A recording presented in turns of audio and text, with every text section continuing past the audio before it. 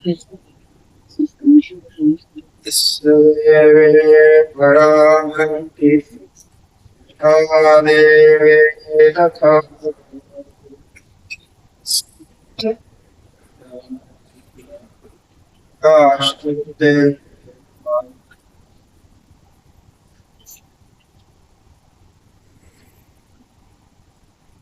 गुरुभ्यो नमः।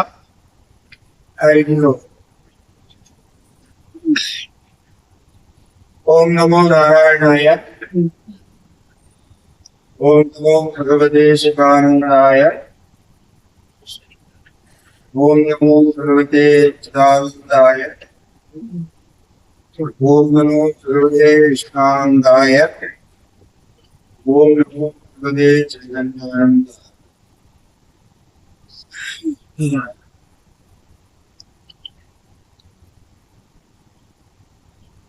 समुपस्थित सभी दलीय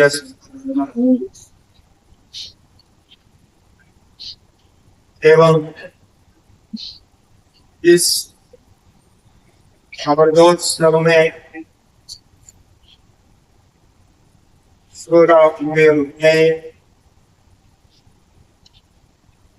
समुपस्थित सभी श्रद्धालु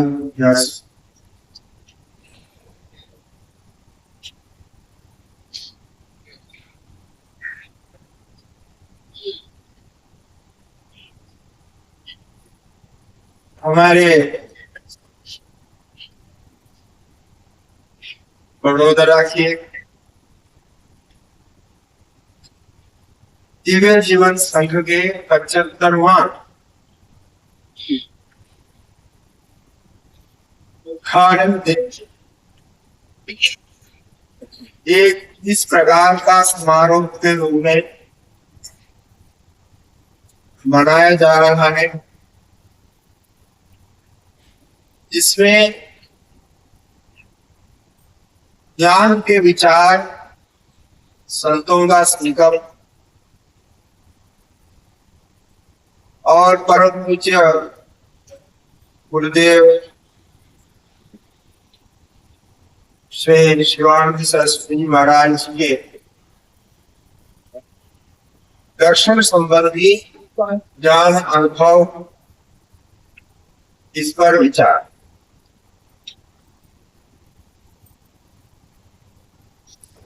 ये हम तो समझते हैं यह सबका बड़ा सौभाग्य है या आध्यात्मिक सौभाग्य,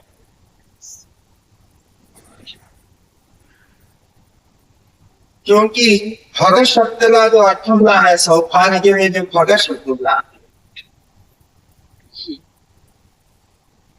इसका अर्थ वैराग्यस्याथ मोक्षस्य शरणाम भगैर्जीरणा, ऐसा कहा।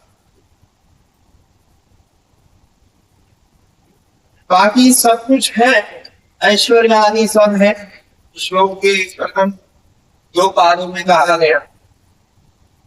तृतीय पाद में कहते हैं वैराग्यस्याथ मोक्षस्य शरणाम भगैर्। जीवन में वैराग्य और आत्यंतिक ज्ञान आनंद के अनुभव में मोक्ष भी होना चाहिए। यदि ये दोनों जीवन में सिद्ध नहीं हुआ तो यूं समझिए आपका मनुष्य बनना, आपका मनुष्यत्व पर कलंक है। मनुष्यत्व का अंतिम प्राप्ति है, साध्य है, ये मोक्ष। इस पर आप संशय मत करिए कि ये वैराग्य और मोक्ष है, हमें आगे क्या मिलेगा, ये संशय मत है। उसको प्राप्त करने से ही आपको सब कुछ मिलेगा। और वो प्राप्त नहीं हुआ तो तब तक आपको कुछ भी नहीं मिला, जैसा ही लगता है। और जीवन को अधूरा ही समझे। भौतिक दृष्टि से सब कुछ प्राप्त करके भी, जो भौतिक जगत में धन संपत्ति ऐसा आदि चाहिए, सब प्राप्त करके भी अंत में आप जीवन में एक अधूरापन का अनुभव करेंगे यदि आपको वैराग्य और मोक्ष नहीं मिला हो, उसका कार्य नहीं। इसीलिए हम सबका सौभाग्य है कि जहां परम देव अपने ही कर्मफलों से इस दिव्य जीवन शक्ति शाखा को उद्घाटित किया, वो सोच करके हम पुलकित होते हैं कि उन्होंने वो खारिज करके गया। और आज हम इसके 75वां दिन मनाने के लिए हम सभी लगे चुके। आप सोचिए उस समय हमारे जीवन भाव से हम कहाँ रहे होंगे, हम क्या किए होंगे, उनका क्या संकल्प पर रहा होता। पीढ़ी दर पीढ़ी इस संस्था से जुड़ी हुई है यहाँ, और ये हमारा सौभाग्य नहीं तो क्या। यदि आप सोचिए कि यदि ये बड़ौदा के दिव्य जीवन संघ की शाखा नहीं होती, 75 साल पहले ये घटना नहीं हुई होती, आपके जीवन, आपके पितरों के जीवन, उनके प्रपितामहों के जीवन, जो परिवर्तन लाया, जो समाज में परिवर्तन लाया, कितने युवाओं को जोड़ा। आज यहाँ कितने उपस्थित हैं, ये तो अभी अधिक देखते, किंतु एक समय में ये सब युवा थे, जब जुड़े थे युवा थे। ये परम गुरुदेव की प्रेरणा और उनके जीवन की शैली ऐसी लगी, उनके आध्यात्मिक जीवन का उपदेश ऐसा। हम केवल के बारे में नहीं बात करते। यदि आप पूरे भारत ही क्यों, पूरे विश्व को आप लीजिए, पूरे विश्व में आज आध्यात्मिक दृष्टि से, यानी विशेष करके योग वेदांत साधन की दृष्टि से जितने ही परंपराएं चल रही, उनको आप देखेंगे, उनका मूल कहीं ना कहीं दिव्य जीवन संघ, ऋषिकेश दिव्य जीवन संघ से जुड़ा हुआ। ये कितना बड़ा अद्भुत है। लोकोत्थान कैसा होता है, लोक संग्रह कैसा होता है, जिसकी विलय के बाद भगवान गीता ने दिया। ये आप दिव्य जीवन संघ के इस कार्य से, परम गुरुदेव के इस दर्शन से, का जो वीक्षण है, इतने दूरदृष्टि कि आज हम 75 साल में यहाँ बैठ करके इसी विषय को चिंतन कर रहे हैं। ये महिमा होगा, तो महिमा को समझ रहे, ये अद्भुत से कौन है। अब हमारा मतलब ये बनता, जब उन्होंने ये सब करके गया, हमारा विषय वही है कि हिंदू धर्म का सर्वस्व बता रहा, हिंदू धर्म सर्वस्व। अब विषय को मुझे ऐसा दिया गया है, मैं करूंगा ये 3 दिनों में 1-1 घंटे का सत्र है, इसमें समग्र वो विचार जो हम समझ सकते हैं उसको समझे। हिंदू धर्म वास्तव में ये कहां से कहां लेके जाता है और इसमें विशेष करके आचरण का क्या महत्व है, इस पर हम प्रकाश डालेंगे।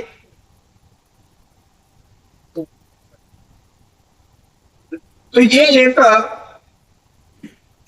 विशिष्ट एक स्थिति है हमारे धर्म में। यहां धर्म आत्म काम के साथ मोक्ष की भी बहुत चर्चा हो। अन्य धर्म में ऐसा है कि धर्म आत्म काम के बारे में तो कुछ अपने ढंग से चर्चा करते, लेकिन मोक्ष के बारे में चर्चा नहीं होती है। मोक्ष के बारे में कोई सभा नहीं होती, कोई कार्यक्रम नहीं होती। और हम यहाँ जो सभा कर रहे हैं, इस निमित्त से जो सभा कर रहे हैं, ये मोक्ष के उद्देश्य। तो ये अपने आप में हिंदू धर्म की एक विशेषता है, जहां धर्म आत्म काम के साथ मोक्ष की भी चर्चा उतनी ही तीव्रता से, उतनी ही गहराई से, उतनी ही गंभीरता से। अब पूरे की जो परंपरा है, जो भी संविधान है, ये सब सीखे।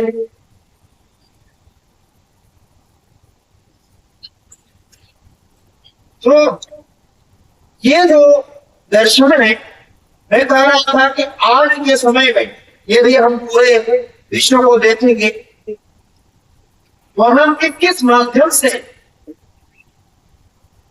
परम पूज्य शांति महाराज के जो दर्शन है वे पहुंचे। कुछ लोग कुछ और प्रकार से आलोचनाएं भी करते, कुछ धर्म को लेकर भी कहते हैं कि ये कुछ और ही हो गया, कुछ और ही हो गया, ये करते हैं। और ये भी अपने आप में हिंदू धर्म की विशेषता है। हमारी यहाँ महत्ता व्यक्ति को लेकर नहीं होता। जब हम परम गुरुदेव के बारे में चर्चा करते हैं, एक व्यक्ति स्तुति नहीं है, व्यक्ति की चर्चा नहीं। उस व्यक्ति ने क्या किया धर्म के लिए, धर्म में उस व्यक्ति का क्या महत्व है, उनके जीवन का क्या महत्व,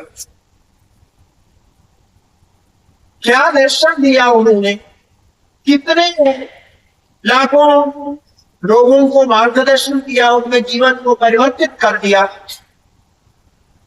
ये अपने आप में एक महत्व रखते, व्यक्ति को नहीं, व्यक्ति का कार्य। ऐसा देखा तो आज की जो परंपराएं हैं, संन्यास परंपरा, वो 4 मठ को या 5 मठों को, आजादी के जो मुख्य 4 मठ हैं, अन्नाई मठ, और एक जो है पीठ है विद्यापीठ रूप से कांची कामकोटि पीठ। इस प्रकार 5 मठों की परंपरा को यदि हम अलग करके देखें, शेष सभी का संबंध ऋषिकेश स्तर, कैलाश आश्रम और कैलाश आश्रम के माध्यम से पूरे विश्व, कैलाश आश्रम का विश्व भर में व्यापकता या शाखाएं नहीं, किंतु वहां से दिव्य जीवन संघ में जब आते हैं तो वो कार्य को पूरे विश्व तक पहुंचाने का श्रेय परम गुरुदेव को जाता। इसलिए हमें उस दृष्टि से चिंतन करना चाहिए। हम कहाँ बैठे हैं, हम सोच रहे चलो हम 3 दिन का कार्यक्रम आयोजन कर दिए और हम वहां 3 दिन के कार्यक्रम में भाग लिए, बस हो गया, हमने गुरुदेव के प्रति समर्पण कर दिया। यही तो सोच के बैठे हैं, यही संतृप्ति करके बैठे हैं कि हम तो कार्यक्रम बढ़िया कर दिया और सब आते हैं, सब लोग आए, अच्छे हो गया, बहुत अच्छी बात है, आपकी प्रशंसा प्रशंसनीय, इसलिए प्रशंसा करें, ये कम है। आपने आयोजन तो क्यों, लेकिन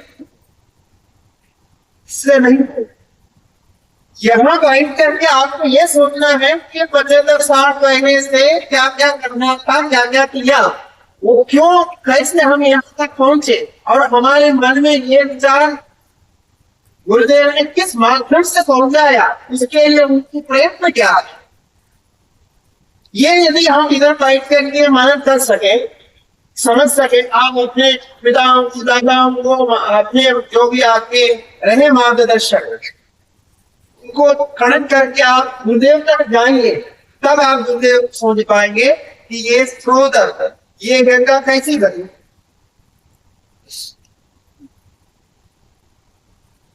यही इसकी गंभीरता है। मुझे प्रारंभ यहाँ मंच पे बैठ कर के यही चिंतन आ रहा था कि कितना अद्भुत कार्य, और 75 साल को एक कम नहीं मिला। एक संस्था की दृष्टि से 75 साल बहुत बड़ी चीज है। आज के संस्थाओं को चलाना कितना मुश्किल होता है। एक परिवार में 4 लोग मिलते नहीं, झगड़ा हो जाते। एक बिजनेस में अपने भाइयों के साथ मिलकर के चलाना मुश्किल होता है, कुछ समय में विवाह हो जाते।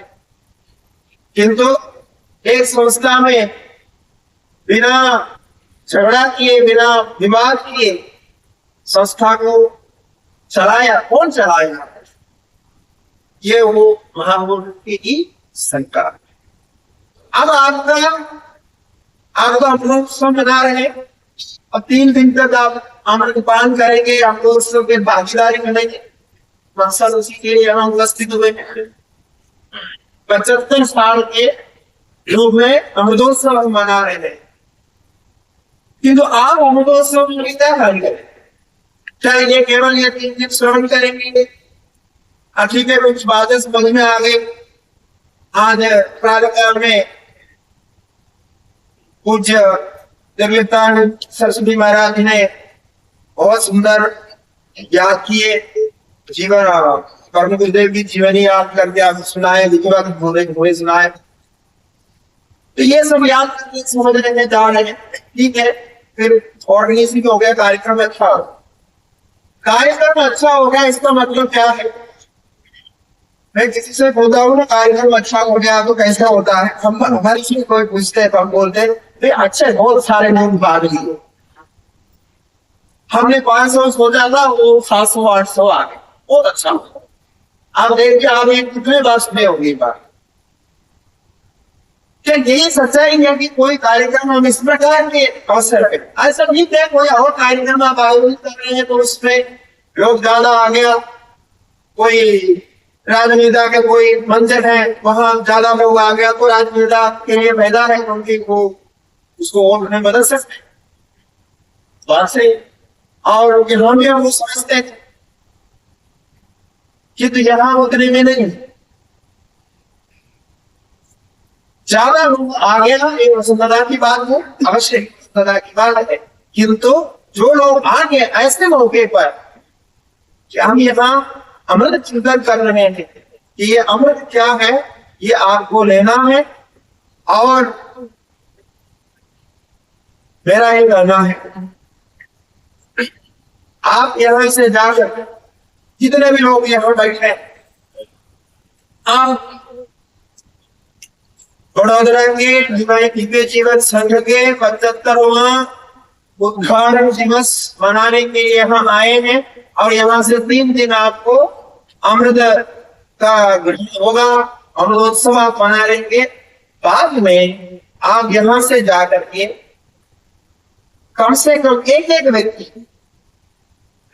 75 लोगों तक, और कम है संजय बोलते हैं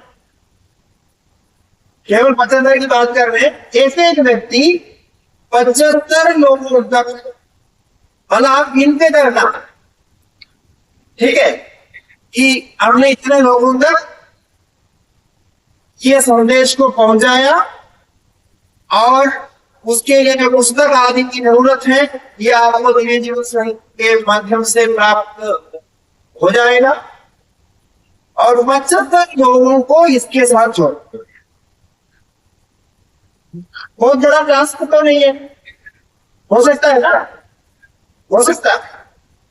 तब आपको लगेगा कि हमने 75 साल का दिव्य जीवन संघ का कार्य हमने किया।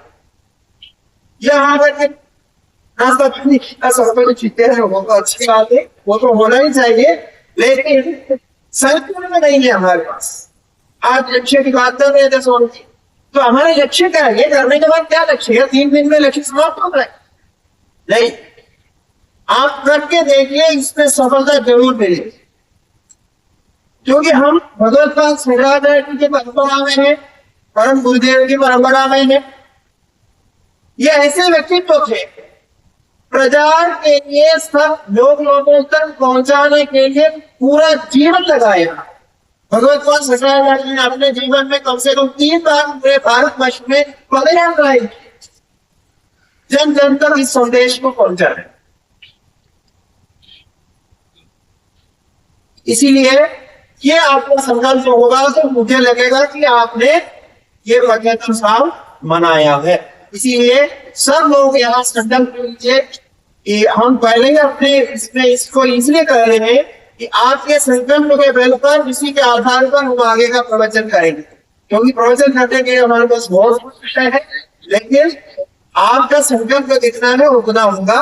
तो अब जो है, जितने भी यहाँ उपस्थित है, जो लोग, जो कभी मैंने कहा कि वो संकल्प लेंगे कि हम अपने माध्यम से, अपने व्यक्तिगत माध्यम से, परिवार से नहीं, परिवार से होता है, आप एक एक व्यक्ति 75 लोगों तक इस संदेश को पहुंचाएंगे, ये आध्यात्मिक संदेश को पहुंचाएंगे। ऐसा नहीं कि आपको एक ही पुस्तक निवेदन करना, आप कोई भी पुस्तक कर सकते हैं, गीता के पुस्तक हो और शिवाजी महाराज जी के पुस्तक हो, क्या उस प्रकार के कोई भी ग्रंथ हो, वो हमारे जो धर्म से संबंधित आध्यात्मिक कोई पुस्तक हो, उसको पुस्तक के माध्यम से या फिर और भी आप माध्यम से कोई संस्था के साथ करके भी काम कर सकते हैं, धीरे धीरे संघ के साथ जुड़ करके उनको उसमें जोड़ सकते हैं। इस प्रकार से आप 75 व्यक्ति को जोड़ेंगे, उसका हिसाब देंगे जब आगे कोई मौका होगा। ऐसा नहीं रहेगा कि संसार बनाने समय पूछेंगे, संसार बनाने का भी दूर है, तब तक हमारा भारत भी विकसित हो जाएगा, इससे आशा करते हैं। लेकिन उसके पहले ही आपको ये स्थापित करना। तो अगर परम पूज्य शिवानंद महाराज जी को स्मरण करते हुए, ये अमरदोत्सव को स्मरण करते हुए जो लोग ये स्वीकार करते हैं, वो कृपा करके हाथ ऊपर उठाए और कहें कि जरूर हम 75 लोगों तक ये पहुंचाए। ठीक है, तो हाथ ऊपर उठाइए, डरना नहीं, जिसको जिसको कर सकते हैं वो उठाइए। ये एक संकल्प होगा, वो कम ऊपर उठाया और बाकी ये सोचते हैं हम 75 में ज्यादा कहेंगे, ज्यादा तो करिए। तो हमारे पास हमेशा एक लक्ष्य होना चाहिए, एक संकल्प होना चाहिए। हम जो हमारे हिंदू धर्म की सबसे बड़ी कमजोरी ये है कि हमारे पास इतना धन है, ज्ञान धन है, विश्व में कोई धर्म के पास नहीं है। ये तो हमारे पास संकल्प नहीं, करने का संकल्प नहीं है। हम केवल अवसर को लेते हैं, जो अवसर आ गया, जैसा ये अवसर आ गया, हमने कार्यक्रम कर दिया, सब कुछ हो गया, हम उत्सव बड़े मान रहे हैं, हम दीपावली उत्सव हमारे पास बहुत है। उस समय प्रयाग भी भारत लिया ऐसे के चीड़े कहा कभी, कितने उत्सव होते हैं, उनको उत्सव बहुत अच्छा लगे। तो ये उत्सव के साथ ये संकल्प भी होना चाहिए। तो यही जो हम करते हैं, ये सोचते हैं कि इस अवसर पर हम परम गुरुदेव को और गुरु परंपरा को ये समर्पित करेंगे। प्रचार का आजकल माध्यम बहुत है, प्रचार के माध्यम जितना अब है कभी नहीं रहा, किंतु उसका एक बड़ा दोष यह है, सही वस्तु के प्रचार के साथ साथ विकृत वस्तुओं की और खरीद करने वाले जो वस्तु है, इनके भी प्रचार उतने ही इसको रोकने के लिए एक ही माध्यम है, एक ही व्यवस्था है हमारे पास। हम अन्य चीजों का प्रचार अवश्य करें। तो ये प्रचार में हम जुड़ जाए, क्योंकि सत्य सत्य होता है। सत्य का ज्ञान होने तक सत्य भी कभी असत्य लगता है। सत्य तब तक सत्य नहीं है जब तक उसका ज्ञान नहीं हुआ। ज्ञान होने से ही सत्य सत्य होता। इसलिए सत्य का ज्ञान, सत्य का पहुंचना चाहिए। और परम गुरुदेव की ये विशेषता है, उन्होंने भी अपने जीवन में एक रिफॉर्मर हो सकते हैं। आध्यात्मिक जगत में बड़े रिफॉर्म किया उन्होंने। क्या रिफॉर्म था? समग्र आध्यात्मिक ज्ञान या समग्र आध्यात्मिक साधन, जिसको इंटीग्रल योगा कह सकते हैं। उन्होंने सभी जो साधन के मार्ग थे, उन सभी मार्गों का जो भी अच्छी अच्छी चीजें हैं उसको जोड़ा। आज तो प्रातःकाल सर्वलाभ इत्यादि के बारे में प्रचार चल रहे थे, अभी मैं उस विषय में नहीं कर रहा। लेकिन ये क्यों किया था? समय के अनुसार उसकी आवश्यकता। और वही कारण है कि आज हम ये 75वां साल मना। यदि नहीं होता तो यहाँ हम ऐसा कुछ भी नहीं। तो जो आध्यात्मिक साधनों का इंटीग्रेशन हुआ, जो सम्मिश्रण हुआ, मेलन हुआ, ये अपने आप में एक विशिष्ट।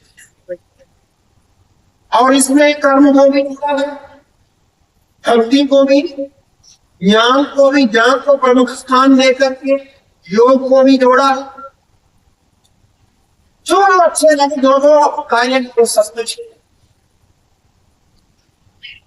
और परम गुरुदेव की जो परंपरा है, उनके जो पूर्वाश्रम की परंपरा है, उसके हिसाब से भी देखा जाए तो वे महान पंडित आध्यात्मिक जगत के मुकुटमणि रहे।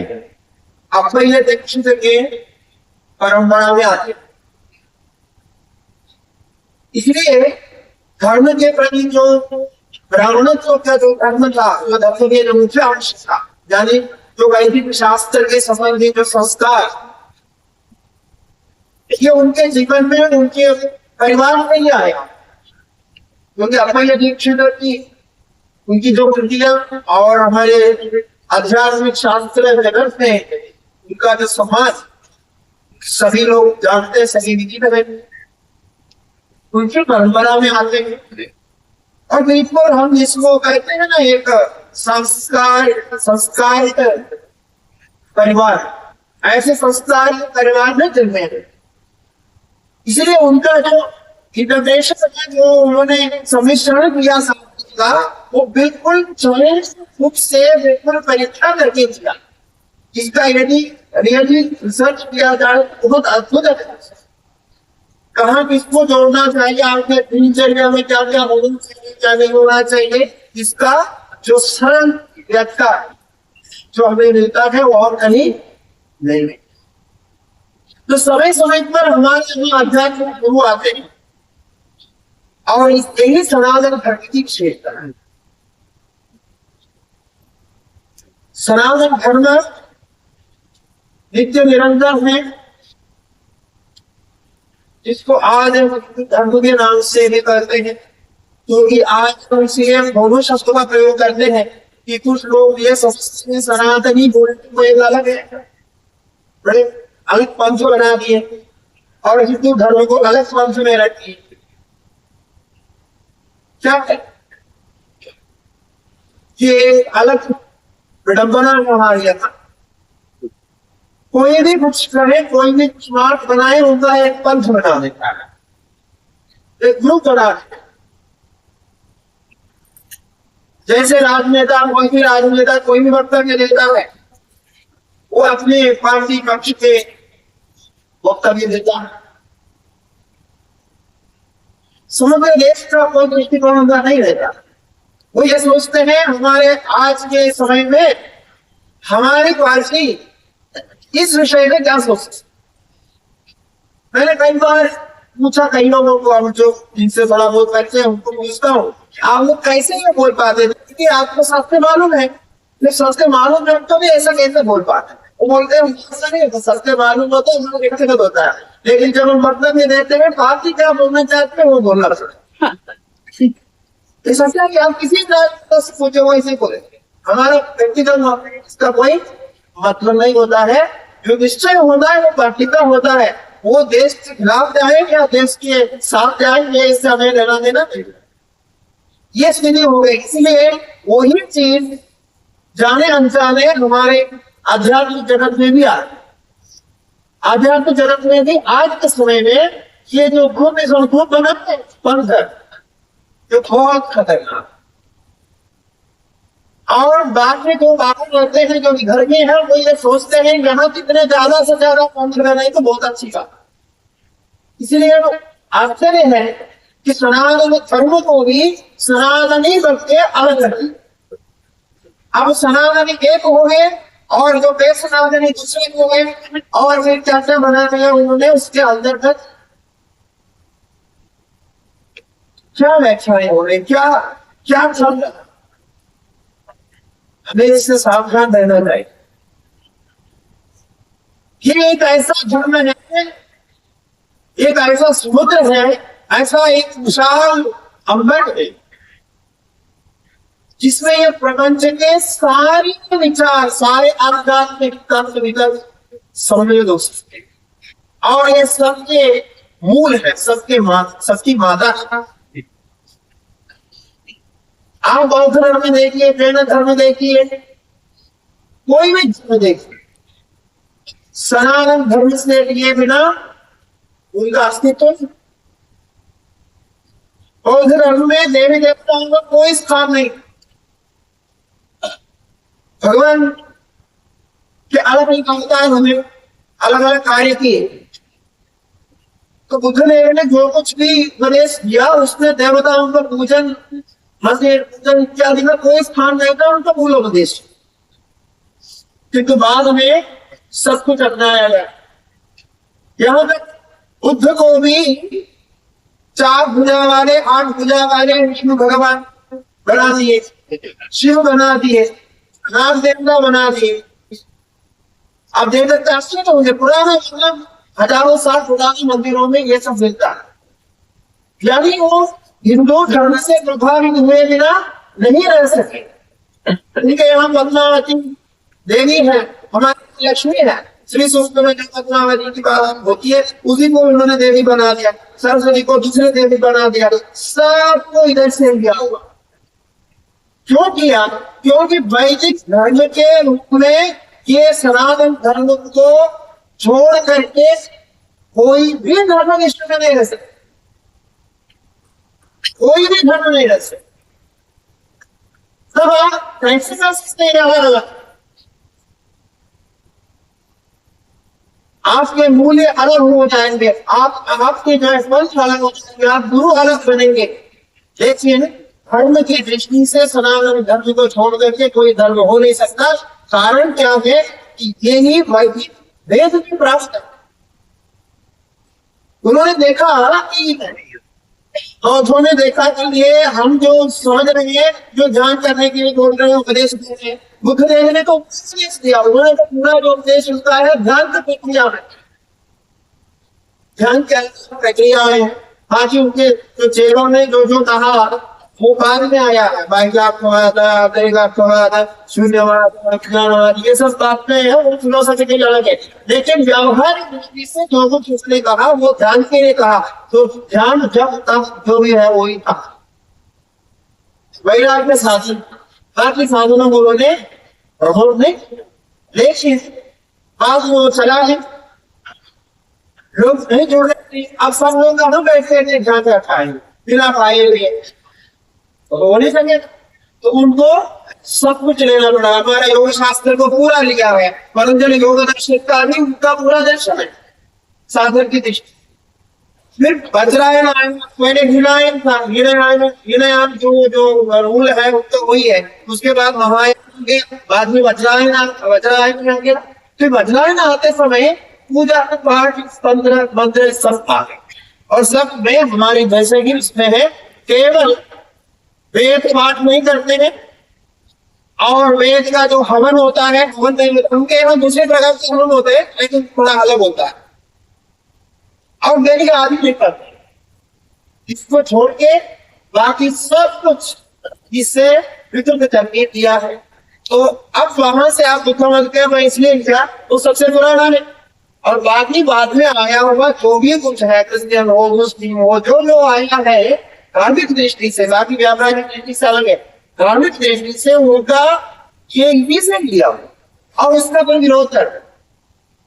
जब आप सनातन के विरोध करेंगे, सनातन धर्म के विरोध करेंगे, तो आप वेद के विरोध कर रहे हैं, आप भारत के विरोध कर रहे हैं, आप भारतीयता के विरोध कर रहे हैं, आप अपने डीएनए के विरोध कर रहे हैं, आपके जीवन के विरोध कर रहे हैं। सप्तर्षियों की ये परंपरा थी, वो परंपरा में हम सब कुछ आए। सप्तर्षियों की परंपरा के पहले कहते हैं कि ये सृष्टि के आदि में जो सप्तर्षि ऋषि, 7 ऋषियों के अगस्त्य को छोड़ करके 8 ऋषि भी मानते हैं, इनकी परंपराओं में ही हमारे जीवन है, ये शरीर है, और उस परंपरा को हम गोत्र कहते हैं। हमारा गोत्र का मतलब होता है कि हमारे डीएनए का नाम है वो गोत्र। आप किस डीएनए के हैं तो आप किस गोत्र के हैं, जिस गोत्र के हैं आप उस डीएनए के। ऐसे सब एक है। फिर धर्म परिवर्तन होता गया, ये सब बदलता है। इसीलिए सनातन कहने का अर्थ है सनातन, भगवत भगवान कहते हैं सनातन आत्मा का नाम है। देश सनातन, ये सनातन है, ये धर्म सनातन है, जीवन सनातन है। सनातन हमेशा जो रहता, इसीलिए उसमें भेद करने का चिंतन मत करें। आपने कुछ अपने तरह से आप स्थापित करने की आपकी इच्छा है, मंशा है कि आप सोचते हैं कि हम एक अलग पंथ बनाएंगे, हमारा अलग धर्म बनेंगे। ये आपके सोच ठीक है, आप बना, लेकिन ये मत कहो कि हम सनातनी नहीं। ये कहना ऐसा है कि हमारे कोई पूर्वज नहीं थे। कोई कहेगा कि हमारे कोई पूर्वज नहीं थे, आज से हम पैदा होते, ऐसा कोई कहेगा तो कैसा? इसीलिए ये हिंदू धर्म का एक समग्र रूप, ये पूरा विश्व में जो धर्म है, हम सोचते हैं, कुछ लोग का ये भी मान्यता, ये सोचते हैं कि हमने हमारे जो भी धर्म की ये व्यवस्था यहाँ तक है, विदेश में कुछ संबंध नहीं, विदेश में आपको संबंध नहीं, ऐसा नहीं। विदेश देश विदेश के बारे में भी हमारे शास्त्रों में, महाभारत हो, पुराण हो, वहां भी इसकी चर्चा है, और वहां कैसे कैसे लोग रहते हैं इसके बारे में चर्चा है। और यहाँ तक बाहर को नहीं जाना चाहिए, ये भी कहा। अब उसमें हो गए, ऐसा कहा कि विदेश में नहीं जाना चाहिए। इसलिए कहा कि विदेश में जाने से आपका जो नित्य कर्म है, यहाँ की जो रीति रिवाज है, वो नहीं मिलता। वहां जाएंगे, खिलाएंगे पिलाएंगे कुछ और, तो वो आपको सूट नहीं होगा, आपके डीएनए के अनुसार, आपके शरीर के अनुसार आपको सूट नहीं होगा, आप घर को परिपालन नहीं कर पाएंगे, उनको कोई जानकारी नहीं है। इतने अंश को छोड़ करके, इसमें तो समानता नहीं है, इसमें तो विषमता है। इतने को छोड़ करके बाकी सत्य की दृष्टि से, ज्ञान की दृष्टि से, सनातन आत्मा की दृष्टि से, धर्म की दृष्टि से, जो मूल तत्व की दृष्टि से कोई भेद नहीं है, इसकी भी चर्चा हमारे शास्त्र में है। इसलिए हमें मानना पड़ेगा। यदि भारत के ही धर्म होते तो वो विदेश के बारे में क्यों बात करते? और जो अन्यत्र धर्म उत्पन्न हुए, उन्होंने कभी भारत के बारे में चर्चा नहीं की। तो भारत के जो सनातन धर्म के जितने भी हमारे शास्त्रीय ग्रंथ शास्त्र में शास्त्र के ग्रंथ हैं, ये सभी के बारे में बात करते हैं। इसीलिए इसका समग्र रूप है। तो इसीलिए वसुधैव कुटुंबकम् सर्वं खलुइदं ब्रह्म आत्मैवेदं सर्वं सर्वं खलुइदं ब्रह्म आत्मैवेदं सर्वं ब्रह्मैवेदं सर्वं कहते सुने यहाँ कोई विभाजन दिखाई नहीं पड़ता। किंतु जब धर्म के बारे में आचरण के बारे में कहते इसमें विभाजन दिखाई। तो ये आप अध्ययन करके देखना क्यों ऐसा करते हैं। हम ब्रह्म में कभी नहीं मान रहे हैं कि ब्रह्म में देश विदेश भी है। कहाँ है क्या? आत्मा में ब्रह्म में देश विदेश है ऐसा कहीं कहा नहीं। मोक्ष में देश विदेश है ऐसा नहीं कहा। किंतु धर्म में अवश्य भेद, क्योंकि धर्म का आचरण देश काल परिस्थिति का अनुकूल होता है। ये आप ध्यान में रखिए। और देश काल परिस्थिति के अनुसार जो धर्म का आचरण करता है वही धर्म में आगे बढ़ सकता है, वही सफलता को प्राप्त कर सकता है। आप यहाँ रह करके वैदेशिक विदेशियों के पाश्चात्य का आचरण करेंगे तो आप कभी धर्म में आगे बढ़ नहीं सकते। आचरण आपका यहाँ का है कि यहाँ के अनुसार होना चाहिए, शास्त्र के अनुसार होना। ये भेद को ध्यान में रखना। जब हम अभेद की बात करते हैं तो ये आचरण का अभेद हम कभी नहीं देते। आचरण का अभेद होना भी नहीं चाहिए। कैसे होगा? अब एक परिवार के आप 4-5 व्यक्ति है, माता पिता दादा दादी पोते पोती सब है, तो सब एक जैसा रहते हैं कि एक जैसा ऐसा नहीं। सबका अलग अलग होता है, अलग अलग आचरण होता है, अलग अलग नियम होते हैं। और परिवार को चलाने के लिए वो व्यवस्था की जरूरत है। एक संस्था है जो आप अलग अलग कार्य करते हैं, इसमें क्या जरूरत है? इसका क्या वसुधैव कुटुंबकम् जब कहते हैं, कहीं हम कहते करते हैं रचना कि वसुधैव कुटुंबकम् कोई भेद है, ऐसा अर्थ नहीं है उसका। उसका ये अर्थ है कि हम सब भेद आचरण की व्यवस्था को मानते हुए अपने आंतरिक भाव में आत्मा की दृष्टि से अपने जो मनुष्यत्व की दृष्टि से हम एक मानते। एक ही आकाश, एक ही वायु, एक ही भूमि, एक ही तत्व क्या ये ही धर्म प्रदाता है, वही हमारा हिंदू है। हिंदू धर्म का सर्वस्व यह है कि वो अद्वैतवाद को, एकात्मवाद को, एक आत्मा ही सत्य है, इस तत्व को बलपूर्वक करते हैं। और कोई धर्म विश्व में आज तक नहीं आती है। और वो अपने तरफ से करेंगे। हमारे लिए तो एक है, लेकिन दूसरे चीजें अलग है। तो हमारा हमारे लिए तो ब्रह्मेव सर्वम आत्मैव सर्वम अहमेव सर्वम ये जो कहते हैं इसमें वहां भेद की चर्चा नहीं होती है। भेद का निराकरण होता है। अद्रेश्य वक्रादि लक्षण चिंत इत्यादि से सभी दर्शनादि व्यवहार होगा, सारा निराकरण एक। तो ये समग्रता, संपूर्णता, इससे अलावा आपको और जो कुछ आपको सुनाई दे रहे हैं, अभी जैसा हमने कहा पंथों की बात इत्यादि इत्यादि, ये सब जो है अपने अपने कार्य को चलाने के लिए दोनों अवसर की दृष्टि से अवसरवादित्व को लेकर के जो भी कह रहे हैं ये टिकने वाले नहीं, ये टिकेगा नहीं। जैसा आपने बौद्ध का इसलिए उदाहरण दिया, वो वहां तक इसलिए मिलेगा, आप उसको मन में रखिए। तो बौद्ध धर्म वो भी इतने कट्टर थे, वो सनातन के वैदिक धर्म के और इतनी आजादी के बड़े कट्टरवादी थे, उसके विरोधी। उनको भी बाद में सनातन धर्म के ही आचरणों को उनको लेना पड़ा, उसी से ही संबंधित लेकर के अपने विकसित करके आगे करके दिखाए। वो अपने मत को रखने की कोशिश करते हैं, उनको भी लेना पड़ा। बाकी लोग उसका टाइम क्या,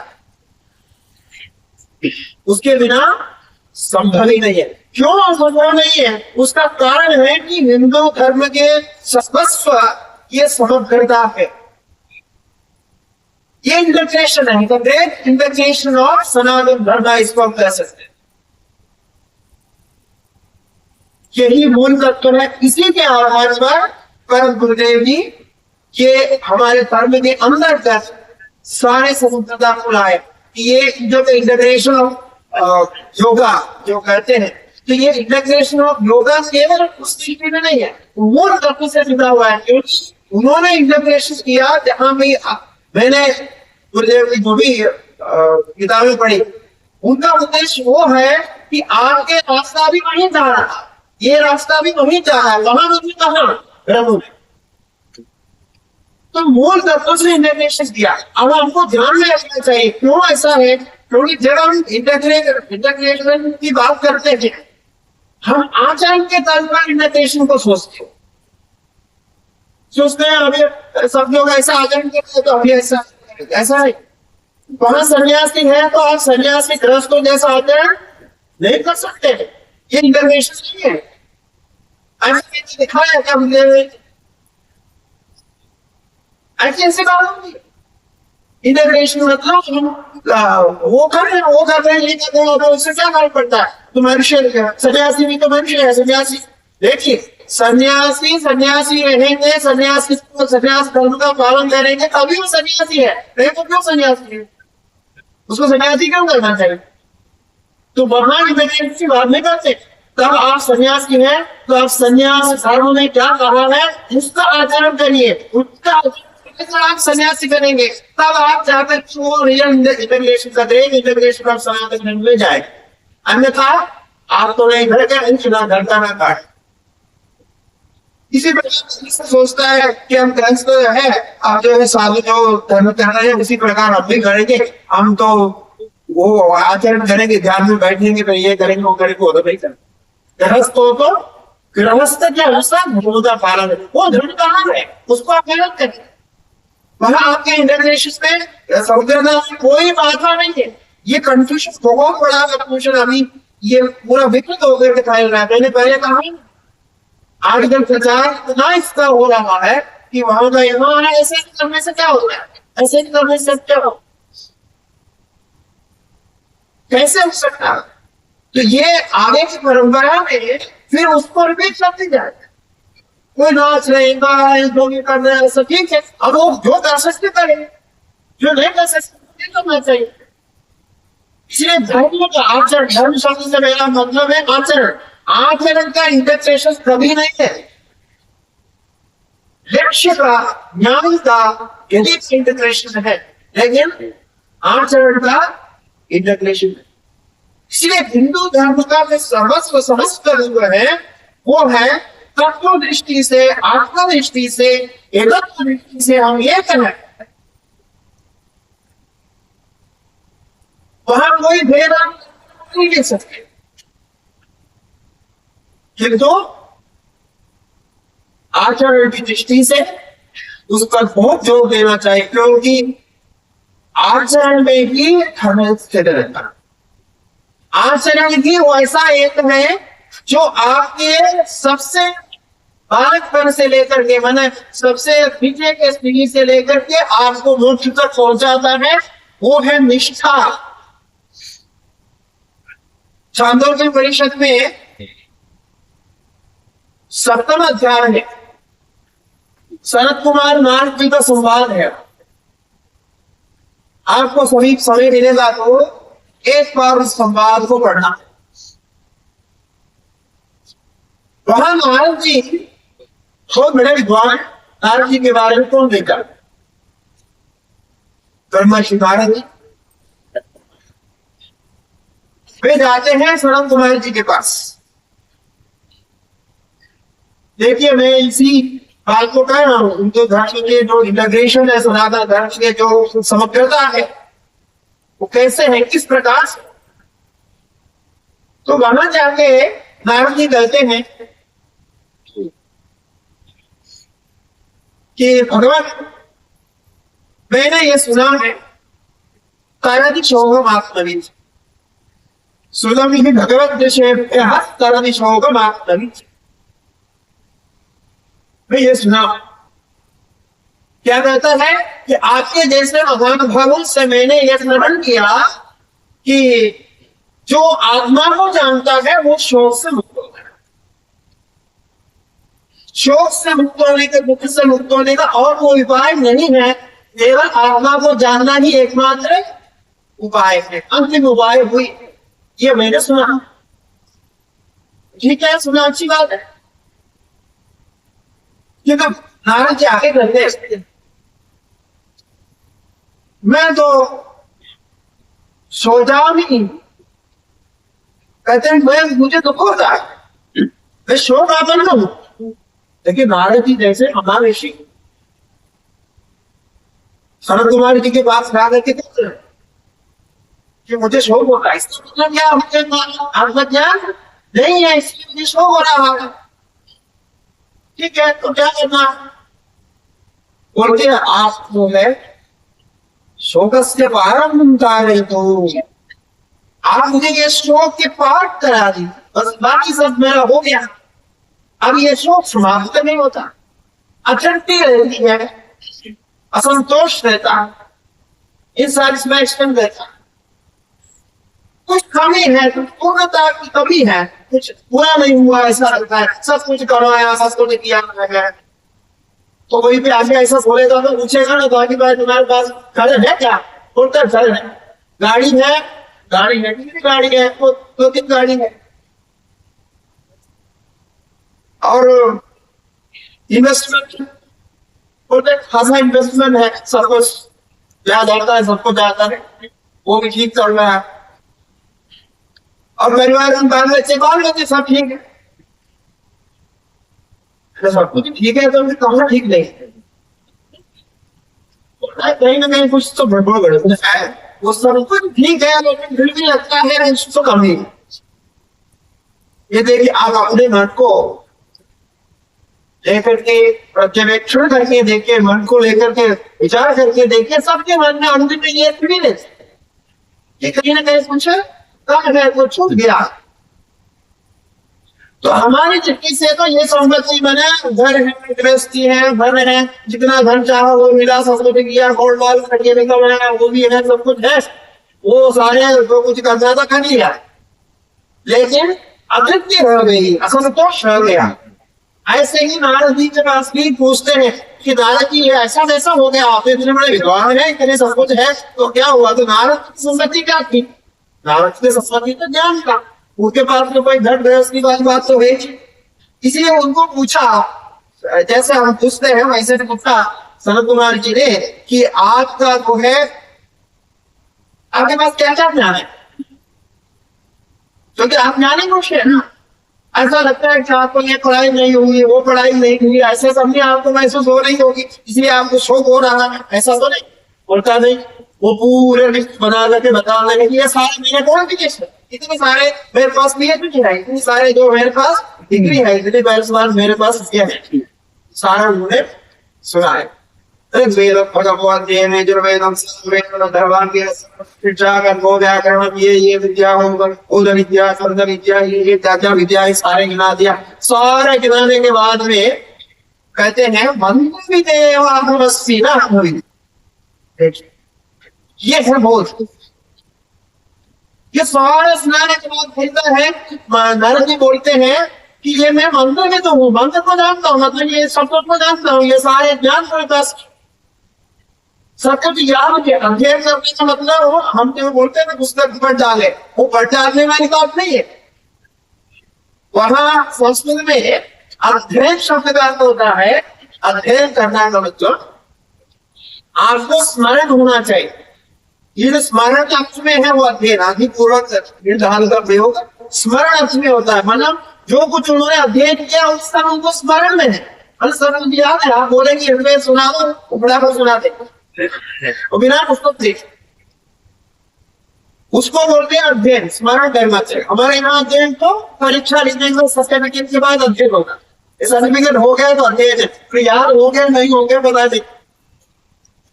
अब 10वीं पास हो गया, 10वीं पास में कैसा हुआ अभी पुनः वो पूछेंगे तो वो परीक्षा में फेल होता है, क्योंकि स्मरण नहीं। ऐसा नहीं होता था, उनको सब कुछ स्मरण है, जो जो स्मरण है उसी का उन्होंने लिस्ट बनाया और सुनाया, बाद में कहा कि मंत्र की देव अस्ति। अब आप समस्या को समझिए, आपके पास सब संपत्ति है, सब सुविधा है, आप जो इस भौतिक जगत से जा रहे थे वो सब कुछ आपको प्राप्त हो गया। प्राप्त होने के बाद भी एक क्वेश्चन मार्क रह गया कि ये कमी है, ये दोष है।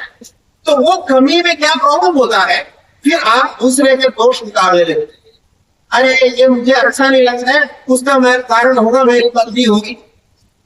अब पत्नी सोचती है पत्नी ठीक नहीं है, अभी मेरे साथ में रहे, लेकिन इसमें कुछ कमी है, इसलिए मुझे अच्छा नहीं लगता।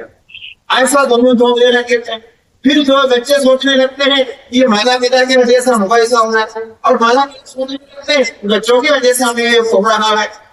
नहीं तो जो किसी वो सोचते हैं हमारा ठीक नहीं है, इसलिए हमारा ठीक नहीं चल रहा है। ये कारण बाबू के ओर ले जाते हैं। कभी हम अंदर नहीं देखते हैं कि ये कहीं ना कहीं यहाँ से तो नहीं होता है। ये जब आप सोचने लगते हैं कि ये प्रॉब्लम बाहर नहीं है, ये जो अपूर्णता है, ये संतोष है, ये शोक है, ये अंदर से है, जो बाहर से नहीं है, ये अंदर से है। तब आप अध्यात्म का ध्यान प्राप्त करते, तब ये अध्यात्म होते, तब समझेंगे। ऐसे ही राम जी ने स्वागत सुनाया, फिर उनको ये लगा कि ये इतने सब कुछ होने के बाद ही मैं सोचा नहीं। तब साधु स्वामी क्या उत्तर देते हैं, जो आपने ट्यूशन पढ़ाया सबको ने किया, ठीक है। कहते हैं ये नाम है केवलम, नाम है ही नहीं, जो कुछ आपने ये बड़ाई बात से ही नहीं कर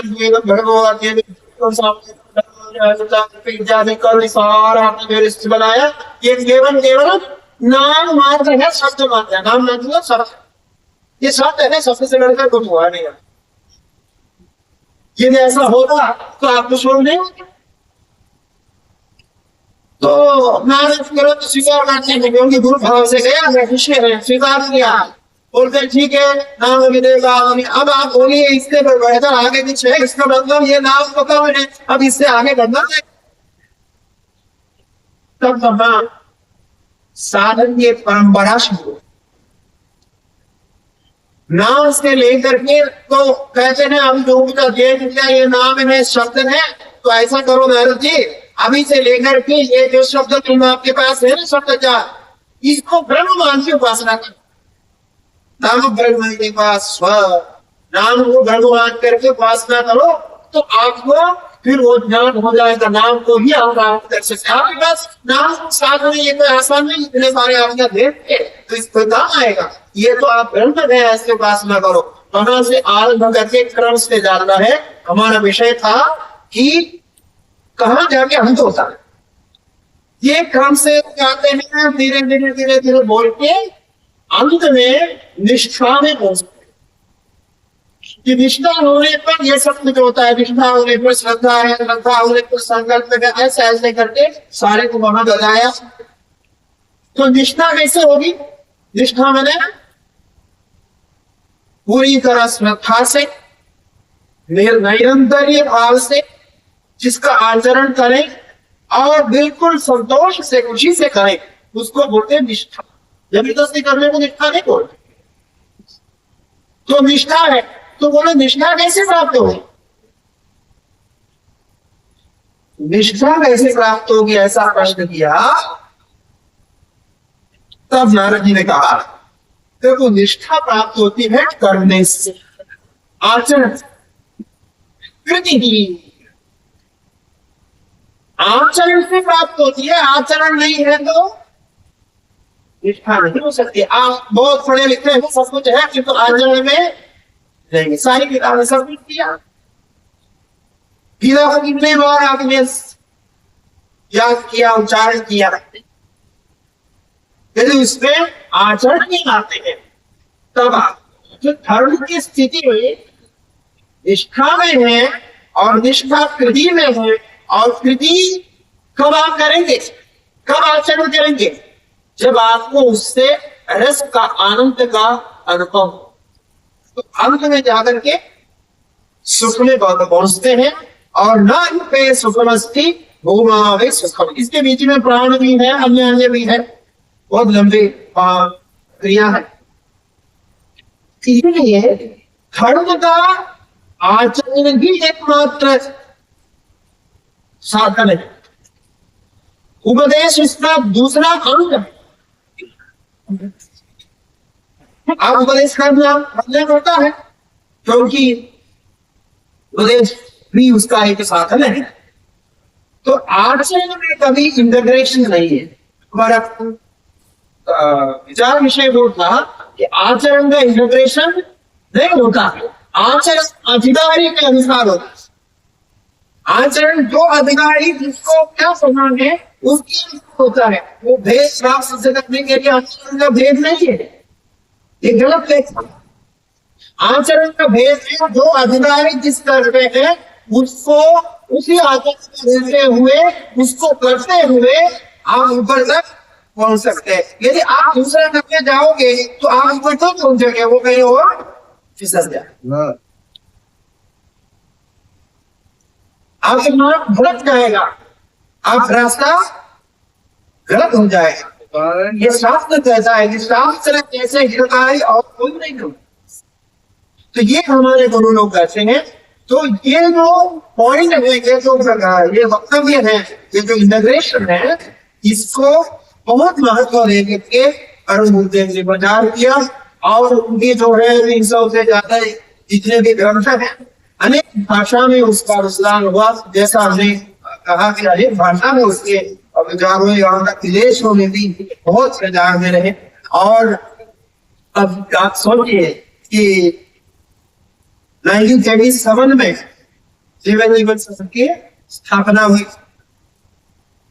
अभी हम 100 साल मनाएंगे तो समय में इतने साल में ये इसका मैक्सिमम मतलब अधिक से प्रचार हो सकता है वो